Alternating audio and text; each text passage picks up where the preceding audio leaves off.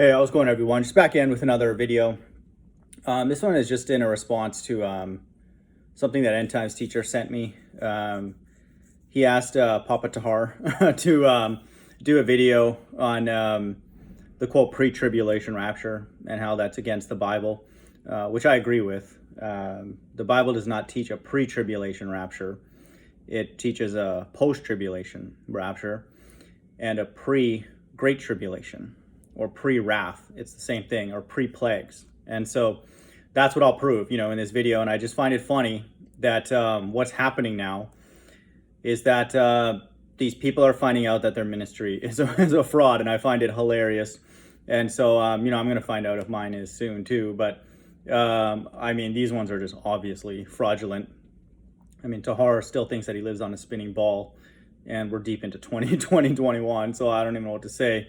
That's absolutely ridiculous. He's obviously an actor, and what actors do is they bring out some amount of truth, and then they have to tell us that they're an actor based on other things that they teach that are false, in particular the shape of the earth. So how can he be the top dog of anything when he doesn't even know his physical surroundings, and then he's expecting others to get others to believe what he teaches of a spiritual nature?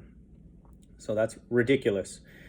And then they both teach Christ was born of man and woman, which is blasphemy of the Holy Spirit. So we know that they're actors, but it doesn't hurt for me to, go through these verses. I've done a video on this recently, but, I'll just summarize, the reasons why Christ is going to return post-tribulation, but pre-great tribulation. And then the difference between tribulation and great tribulation is made very, very clear in the Bible, and I'll point that out. And great tribulation is wrath and plagues. And so it's a time that the world has never seen, and that's what Christ tells us in Matthew 24, and I'll read that.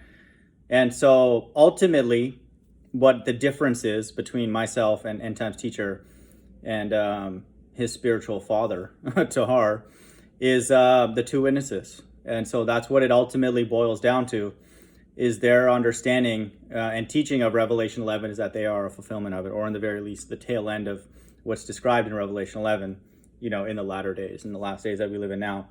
And then it's a summary of all the prophets that have existed up until now. And so you could take that position and then go along with what they say. Then Christ doesn't have to return, quote, pre-plague, pre-wrath, pre-great tribulation. He doesn't have to, because he doesn't have to bring anybody here, or in their case, take away the elect, prior to that. So that's what's going on, and so I'll read here in Acts 1:10, for people who are Bible literalists like myself, this will make sense, and I would highly recommend people to take the Bible literally most times, and if there's ever any doubt, just read it and take it literally, and then go down that road, until it doesn't work. But it's very, very obvious to me that with all these verses that I'm going to bring out together, you don't even have to take them. You don't have to interpret them. It's plain, it's simple. And so that's the nice thing about it. The position that I have is that it's obvious. And so it's very clear that they're worried, and they have very, very good reason to, because if what they teach is true, I wouldn't want to be in the kingdom. It's like, if they get taken away, I'm going to then work with the people that are here, to actively fight against that God, because I think that God would be disgusting because he hasn't done any of the things that he said that he would do. His elect then would be deceived. Let's say, Tahar and End Times teacher were taken away, then the elect, we could prove that they've been deceived, and then they would be leaving with deceptions, in their brain, and then even worse, teaching them. So that God would be a liar, and then stupid, because he hasn't equipped his elect with the truth, which is what he says he'll do. And I'll read that in Revelation 7. So I don't know, I'd join the battle, which is what the Bible describes, against, Christ, his angels and the elect against the earth. And so might as well go out swinging, kind of thing. Okay. And so I think a lot of us that come by my channel know that that's absurd. And then they know it, they know that their teaching has so many holes in it. It's just, it couldn't be more obvious at this point. But I'll start with the heart of the matter, so to speak.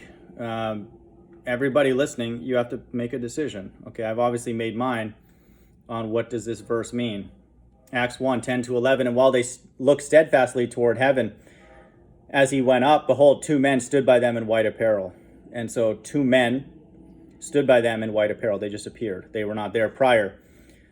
Which also said, ye men of Galilee, why stand ye gazing up into heaven? This same Jesus, which is taken up from you into heaven in a cloud, in a so-called UFO, shall so come in like manner as you have seen him go into heaven. First of all, what's the purpose of them being told this? If this is obviously the case, if Christ will be taken away and then he'll reappear, what's the purpose of this verse saying this? In like manner as ye have seen him go into heaven. So why would they need to be told that by these two men in white apparel? It's obvious. Okay, it's like Christ will appear according to all the other verses, with clouds, in these so-called UFOs. And there's many, many verses to support that. Revelation 1:7 is the one that I cite the most frequently. But the reason that this is important, that they're being told that, is because those two men are also part of that in like manner as ye have seen him go into heaven. So they saw him go into heaven, but they also saw two men there as well. And it's ye men of Galilee, it's God's elect. Okay, and then they'll understand the numerology that I teach. This is in verse 11, okay, which represents Revelation 11. And then it's also referenced in 1:10, Acts 1:10. You add that together, you get 11. It points us. God gives us clues. Go look over there. Okay, and this is what I was told when I believe that I was sealed on January 1st, 2020. So that's why they're being told this. Not just the fact that Christ is taken up in a UFO and then he'll reappear in that same way, but that those two men are of significance in the last days. And then God's elect, and I'll read this in Revelation 7, we were told this, okay, that the two men are involved in that day, that moment, okay, when Christ returns. That's why it says, so come in like manner as ye have seen him go into heaven. And so this is the clue, and this is only, I would suspect, told to his inner circle. And it's very, very clear that Tahar and End Time Teacher were not on the email list. Okay, they didn't get the email, about this. And so it's obvious, to me that you just simply have to take these verses literally.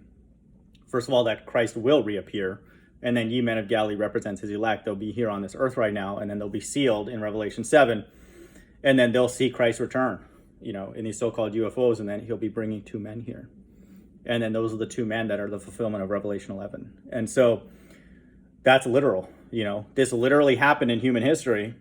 Christ was taken away, and then they were preoccupied with, Christ being taken away, that they didn't even notice that two men were all of a sudden standing there. And the important thing is two men. If it were two angels, the Bible would say two angels, or the Bible would say two whatever they were. Okay, two men stood by them in white apparel. And so they weren't alarmed that, that they had a glorified body. It's just two men just appeared there, kind of thing. And so in the last days, we know that those two men are the two witnesses. And then it's Moses and Elijah, because they fit the characteristics perfectly.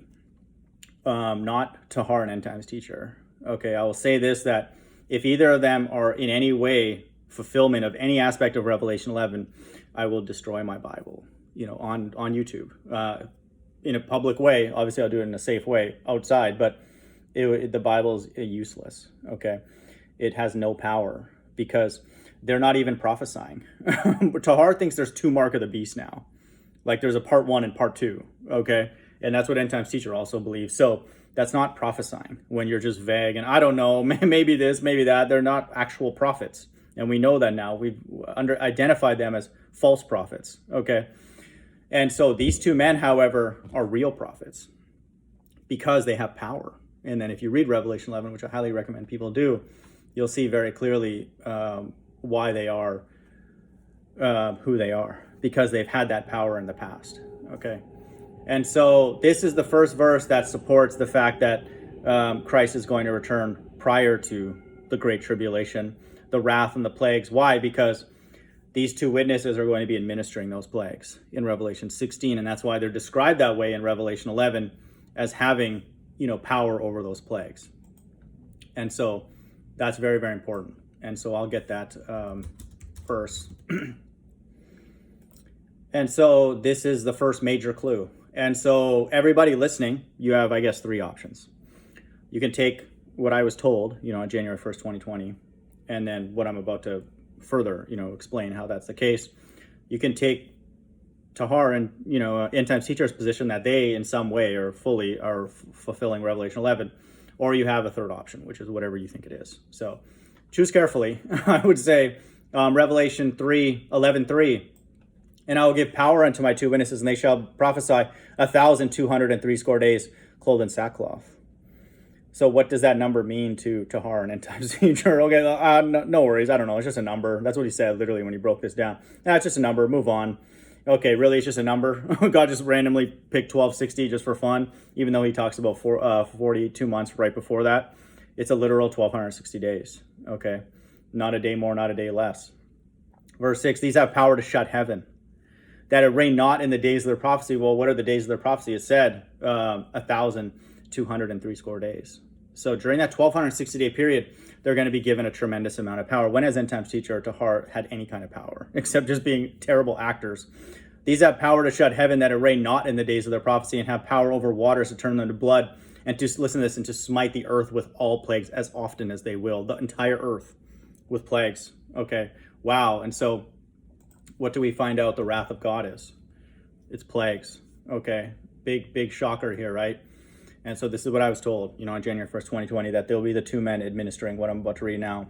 Revelation 15:6, and the seven angels came out of the temple having the seven plagues, clothed in pure and white linen, and having their breasts girded with golden girdles. And one of the four beasts gave unto the seven angels 7 golden vials, listen to this, full of the wrath of God, who liveth forever and ever. And the temple was filled with smoke from the glory of God, and from his power no man was able to enter in the temple until the 7 plagues of the 7 angels were fulfilled. And so that's the wrath of God. Okay. Our 7 plagues. And that's incredibly important. Okay. So they're administering those plagues. And they could do those and then more. They're going to do those, and then they're allowed to do as many as they want. Like it said, as often as they will. And so now we know that plagues is wrath. And then we also know this, 1 Thessalonians 5:9, 5 plus 9 is 14, which is short for 144. For God hath not appointed us to wrath. Who's us? It's the same people in Acts 1. Ye men of Galilee. It's God's elect. The people that were there, surrounding when Christ was taken away. And for God has not appointed us to wrath, but to obtain salvation by our Lord Jesus Christ. And so this is talking about salvation being exempt from wrath. And what's wrath? I just read it. It's in Revelation 15 and 16. It's the plagues. And so the Bible teaches a pre-wrath or a pre-plague rapture. Okay. And then that's further supported in Revelation 18:4. And I heard another voice from heaven saying, come out of her, my people, that ye be not partakers of her sins, and that ye receive not of her plagues. And so this is coming out, taken away. Okay. And then we read what those plagues are further in Revelation 18:8. Therefore shall her plagues come in one day, death and mourning and famine, and she shall be utterly burned with fire, for strong is the Lord God who judges her. And so this one day is symbolic of this 1,260-day period. Okay. And so you can't have all those things in a single day, but this is what's going to happen. That's in 18:8. 18 plus 8 is 26, 26, 66. And so this is the time of the Great Tribulation, of these plagues. And so notice plagues is always used to describe a time of great tribulation and wrath. And it's again here. And so this is also, what Jesus described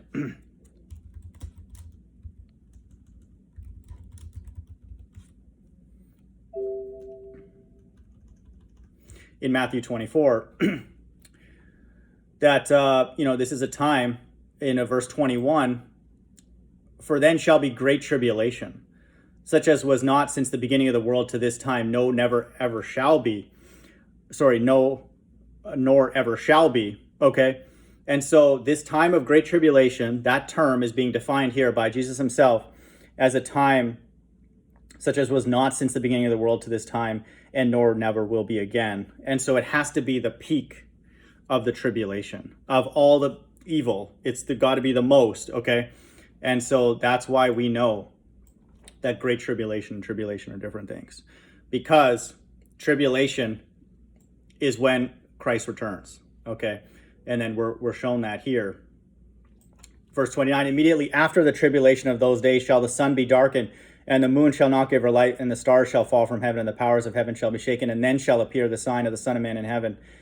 And then shall all the tribes of the earth mourn, and they shall see the Son of Man coming in the clouds of heaven with power and great glory. And so after the tribulation, okay? And so we have a time of tribulation, and then this time of tribulation is defined here. This is what end times teacher, he understands, but he's just an actor. is defined here later more clearly and then consistent with Acts and 1 Thessalonians and Revelation 18:4. Matthew 24:37, but as the days of Noah were, so shall also the coming of the Son of Man be. For as in the days that were before the flood, they were eating and drinking, marrying and giving to marriage until the day that Noah entered into the ark, and knew not until the flood came and took them all away. So shall also the coming of the Son of Man be. And so is Christ contradicting himself? Where he's saying that there's a time of great tribulation, which the world has never seen. It's just chaos, like the peak amount of tribulation worldwide, and will never happen like that ever again. But then later he's saying that he's going to return in a time where everybody's eating and drinking and giving into marriage. Which one's right? Okay, they're both correct. Okay, end times teacher and Tahar just blinded. Only the elect have obtained it. Okay, that's why Tahar is correct in saying only the elect should be teaching the Bible. And so unless somebody can cite to me when they've been sealed and what God told you, then you got to shut up. Okay, that's my recommendation for you. Highly recommend it. Okay, and I've done this in the past where I've spoken about the Bible and I was not informed of the Bible because God didn't tell me. Okay, so if you're not of the elect, just listen. Okay, and wait. And you don't have to wait long. And so Christ is not contradicting himself. There is going to be a time of great tribulation, like he said. That's the crescendo of all the tribulation. But then he's also going to stick to his words here and say that he's going to return during a time where everybody thinks everything's fine. Okay, and so that's also consistent with 1 Thessalonians 5:9 and all these other verses that I'm about to read, where Christ returns during a time where the world thinks everything's hunky-dory. Okay, and then once they're taken away, the elect, the 144,000, which I'm going to read in Revelation 7, then that day begins great tribulation. You can set your watch to it, 1,260 days. 2 men are going to be prophesying in America, and these monsters at GMS are going to be like, they're going to go after them. Wait a minute, this is our block, and all that kind of stuff. We're the 2 witnesses and all that nonsense. Okay, and then they're going to be dealt with, because they're false prophets. It's very, very obvious. Nowhere in the Bible does it say that God's prophets are making a choose your own adventure. Oh no, here's a few options for you. It might be this, might be that, might be this, might be that. God's like, don't fear those people. Those people are stupid. That's not the way God tells his prophets anything. Okay, never has in the past and never will. Okay. No, the mark of the beast is not a choose your own adventure. Okay, there's not 2 of them or 3 of them or 4 of them for you bird brains that are still not sure what it is when it's completely obvious what it is. You people are mental. And so, like it says here in verse 40, then shall 2 be in the field and 1 shall be taken and the other left. 2 women shall be grinding at the mill and 1 shall be taken out. So there's like commerce going. It's just everybody thinks it's normal, okay? And so there's going to be people taken away. Verse 42, watch therefore, for you know not what hour your Lord doth come. But we're being told in 43 that we should be ready. Okay, you have to be ready, and the only people that are going to be ready are the elect. Okay, and so Christ is not contradicting himself at all. He's talking about 2 different time periods. Okay, he's talking about a time period here where the elect are going to be taken away, and then 2 men are going to be brought here, just like in Acts 1:10-11, and only spiritual people can accept that and look forward to that as being going to happen according to Bible prophecy, and it's not for very many people. Okay, it's ultimately only for 144,000 men to truly understand that and look forward to that. If we're not in that group, we may still share some of the benefits of that if we're faithful, and then we do what it says here. But know this, that if the good man of the house had known in what watch the thief would come, he would have watched and would not have suffered his house to be broken up. Okay, therefore be also ready, for in such an hour as ye think not the Son of Man cometh. That's in verse 44. Okay, God's elect will know because they're sealed, and they know that it's a day-by-day thing. Okay, and so we know that Christ can return any day now. And so verse 46, blessed is that servant whom his Lord, when he cometh, shall find him doing. Verily I say unto you that he shall make him ruler over all his goods. And so this group is ultimately going to be the leaders, the government in the kingdom. Okay, this is the world that God's talking about in John 3:16. Okay, so Matthew 24 is consistent. Okay, and wow, big shocker, it's also consistent with 2nd Ezra 15, which is in the Apocrypha. Wow, every book lines up. Man, big shocker. That's amazing. Okay, no, it's not to me. It's absolutely amazing, that the Bible is consistent from beginning to end. Okay. 2nd Ezra 15:10. See, my people are being led like a flock to the slaughter. I will not allow them to live any longer in the land of Egypt, which is modern day America, but I'll bring them out with a mighty hand and with an uplifted arm. I'll bring them out. Come out of her, my people. Revelation 18:4. That's literal. Okay, when Christ says he's going to lift up people in the last days, he's literally going to elevate them out, his elect ultimately. I'll read that again. But I'll bring them out with a mighty hand and with an uplifted arm. And listen to this. What's he going to do right after that? I'll strike Egypt with plagues as before and will destroy all of its land. Okay, and that's consistent with Revelation 17 and 18. And the fact that God's elect are taken away prior to the plagues, which is wrath, which is great tribulation. And then, not a big shocker here in verse 19, people shall have no pity for their neighbors. This is the time that Christ was talking about in Matthew 24, where no one's ever seen this kind of chaos, ever, and it will never happen again. People shall have no pity for their neighbors, but shall make an assault upon their houses with the sword, and plunder their goods because of hunger for bread. That's part of the famine, in Revelation 18:8, and the plagues in Revelation 16. Famine is one of them. Because of hunger for bread, and listen to this, and because of great tribulation. Okay, so they're blinded. I say that confidently now. Only the elect will understand what I teach on my channel, the 144,000. And the only way you can understand it is if you were sealed. You didn't learn that from me, okay? And so we're learning here as well in 2 Ezra 15 that God's elect are taken away prior to Egypt being the headquarter of these plagues and receiving those plagues, of course, and then a time of great tribulation, okay? So the elect are taken away out of a time of tribulation. And then the world is undergoing great tribulation. And so this is the aspect that they don't understand. And it doesn't matter at this point. And so, it's only, the Bible ultimately is only written for 144,000 men. And so I have to put myself in that category because I understand these words. Okay. It's not that I did anything. Okay. I didn't push any buttons or beg or anything like that. We're not supposed to beg. We're not supposed to beg man here on earth, and ultimately God chooses. So being persistent with God certainly will help, but God decides ultimately. We can ask God until our face turns blue about whatever we want, but unless God wants it, then it's not going to happen. Okay, so we ask about certain things that we know that he can share with us, but ultimately God chose. And so this group that I'm about to read they're the chosen. Okay, and they didn't ask for it. Okay, like Christ said, many righteous men have wanted to see the things that you've seen and hear the things you've heard. And so that group, their eyes were blessed because they saw Christ being taken away, and then they're going to see Christ return, and their ears are blessed because they can understand what I'm teaching. But ultimately God told you that. Revelation 3:10, because thou hast kept the word of my patience, I will also keep thee from the hour of temptation. Okay. And so that's amazing, which shall come upon all the world, and to try them that dwell upon the earth. And so this is where the Bible is referring to this same time period here as an hour of temptation.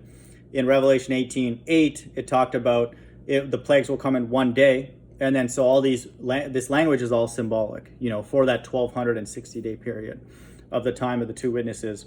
And it makes sense that it would take that much time to implement Revelation 16 because there are 7 plagues. And then I suspect they're probably going to be 6 months apart.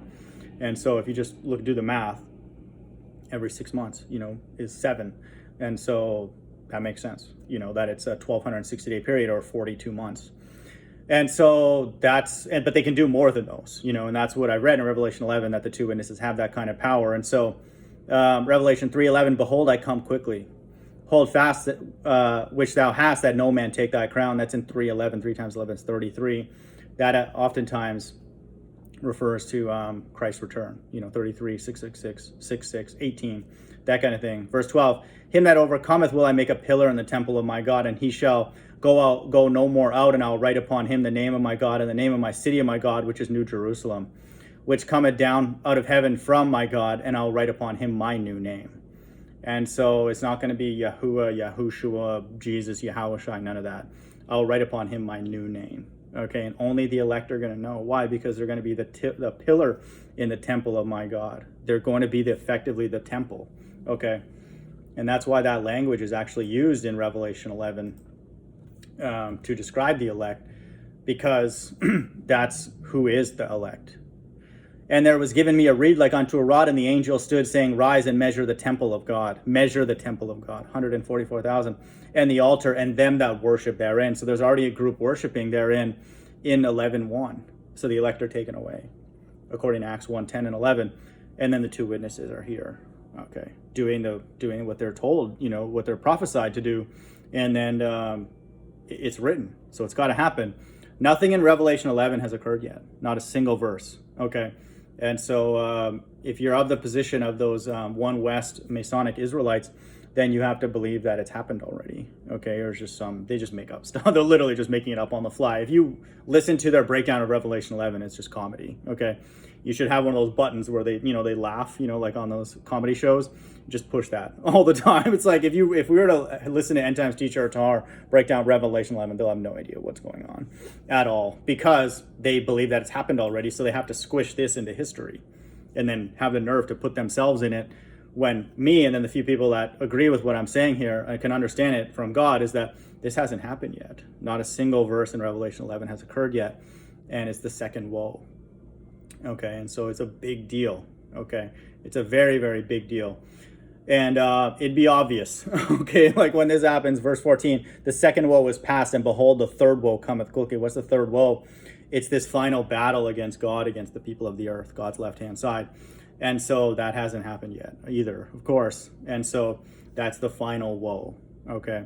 And so this hasn't happened yet. They believe this is World War II or something like that. I don't even know what they teach. It's stupid. I don't even care anymore. These people are mental. And if they don't get it at this point, then you're not part of this group. Revelation 7:1.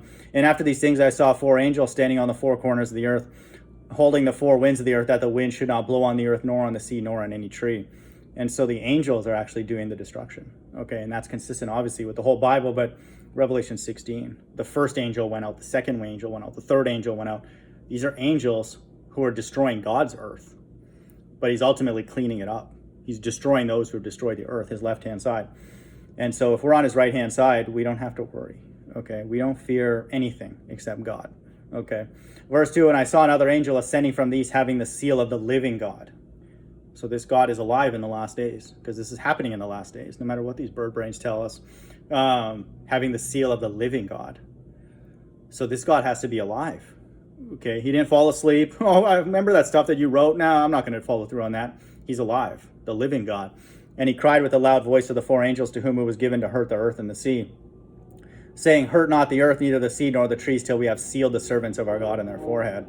And so they were given information. Okay, we were given the truth, the missing pieces that help us understand the Bible now. And so Revelation was unlocked to that group. And if I'm one of them, I was sealed on January 1st, 2020. Okay. After the 400 years of enslavement has ended according to the book of Genesis, okay? And so that day is special, okay? And so if that is the case, that I was sealed, then I'm an Israelite, okay? And then if Tahar calls me a clown and you guys are whatever, you can make fun of me all you want, because if I'm in this group, then we're against each other now. And then I wish you good luck, okay? Because I can't prove that these things are going to happen until they happen. But you can call me a clown and whatever, and I'm going to call you a clown because we teach different things, okay? Tahar, for example, teaches on a spinning ball. I don't. And this group has no guile in their mouth, according to Revelation 14. And so we're on separate teams, okay? And any of you dummies that come by my channel, oh, God's going to whisk you away and all that. Well, okay, that's fine. If he doesn't, then, make fun of me. I don't care. And then join me on my live stream at the end of the year when my ministry is over. And so I won't have a problem with that, okay? But if I am one of these people, then God is going to whisk me away, okay? And then my God's against you because you're an idiot, okay? And you just couldn't shut up, okay? You could not stop. You couldn't control yourself and just waited for a few months and just shut up. And so, well, then we're on different teams now, okay? And good luck to you. And any of you people who are down with those people that I'm debating in this, then you're an idiot too, okay? My God's against you and I hate you. And so passionately, okay?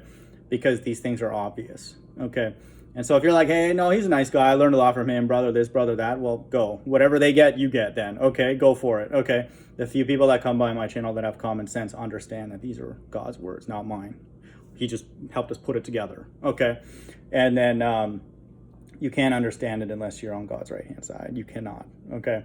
You want to stay here longer, okay? You want to be here. No, I got a tee off time tomorrow and whatever, I got a date. You want to chase some demon around. These girls are all bird brains, okay? Even your wife, okay, just to be blunt. So if you want that then more than God, then you're not worthy to be with God. You're definitely not worthy to be of God's elect. And so run along. Okay, that's all I would say. Run along. This is not for very many people, because this group right here is essentially Christ's army, okay? They follow the Lamb whithersoever he goes. Anywhere on earth, even if it's a gross place, scary place, or in the spirit realm, we go wherever God is. Okay, that's not for very many people. Okay, we don't even love our own life. Okay, much less the other people around us. Okay. And so that's an elite group. And I know that it's very arrogant for anybody really ultimately to put themselves in it, but I have to because I'm not blinded, okay? Because these verses make sense to me and it's obvious that it's the case, okay? And then what I was told on January 1st, 2020 did not come from me. I didn't make it up. I didn't have a good day that day. Oh, I figured it out, got the answer. Then, no way. Matthew 10:37, he that loveth father or mother more than me is not worthy of me. And he that loveth son or daughter more than me is not worthy of me, okay? And so if you love any aspect of this life, even your own life, more than God, I know for a fact you're not in that group, and all you're going to say is garbage, mumble, nonsense, okay? This group is not going to be mumbling a single thing.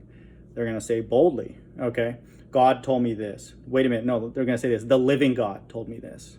Okay, that's what they're going to say, and I haven't heard that once, and so that's why I would highly recommend people consider what I'm teaching on my channel, because the living God told me that, okay? And the living God didn't tell you a damn thing, okay? That's for sure. While Satan has told Tahar that he's on a spinning ball, okay? And Satan has told end-time teacher that Christ was born of a man and woman, which is blasphemy of the Holy Spirit. And so that's what my ministry rests on, is that the living God told me what I just shared, okay? And so now the only thing that we have to look out for is for Christ to return, you know, and to take away his elect and to bring the two witnesses here, okay? That's what I'm waiting for. Hope everyone's doing well. Bye.